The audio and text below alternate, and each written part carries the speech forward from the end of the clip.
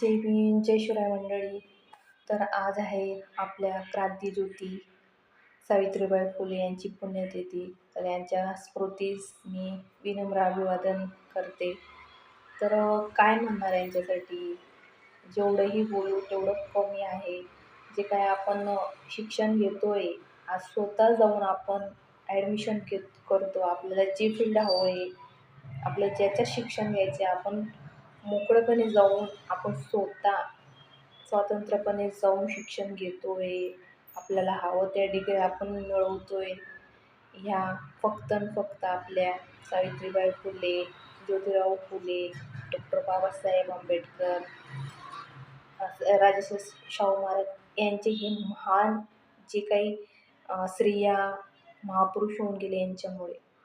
पण त्याच्यात एकमेव आपण म्हणणार सावित्रीबाई फुले यांनी स्वतःचे भविष्याचे विचार न करता, यांनी स्त्रियांच्या भविष्याचे विचार करून त्यांनी घरोघरी जाऊन प्रत्येक स्त्रीला शिक्षणाचं महत्त्व कळून दिलं.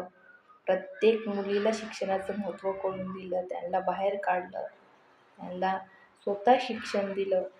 जातीचा विरोध असताना त्या काळामध्ये की जाती व्यवस्था, जातीवाद होता, जो अजूनसुद्धा आहे. मी तुम्हाला प्रत्येक व्हिडिओ सांगते, अजूनसुद्धा आहे.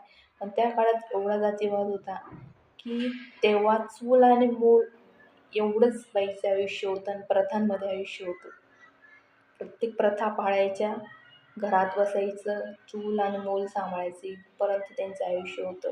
शिक्षण तर कुठून पण नव्हतं. पण ज्यांनी हे आपली सावित्रीबाई फुले यांनी जो त्याग दिला आहे शिक्षणासाठी, स्त्री शिक्षणासाठी, त्यांच्या भविष्यासाठी, हा खूप मोलाचा आहे.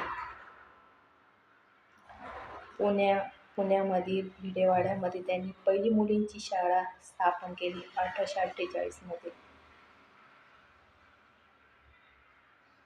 त्यांनी शिक्षणाचा पाया रस्ता प्रथांना आळा घातला. त्यांनी कोणाचं न ऐकता त्यांनी त्यांचं कार्य सातत्यपूर्ण पार पाडलं, पुढे गेले. अक्षरशः त्यांच्या अंगावर गोळे, दगड, शेणाचे गोळे फेकायचे, पण ते सहन करता त्यांनी अत्याचार सहन केले, कष्ट केले आणि आपल्याला ह्या दिवसात आणलेले आहे, प्रत्येक स्त्रियांना. काय म्हणणार त्यांच्यासाठी, खूप कमी आहे.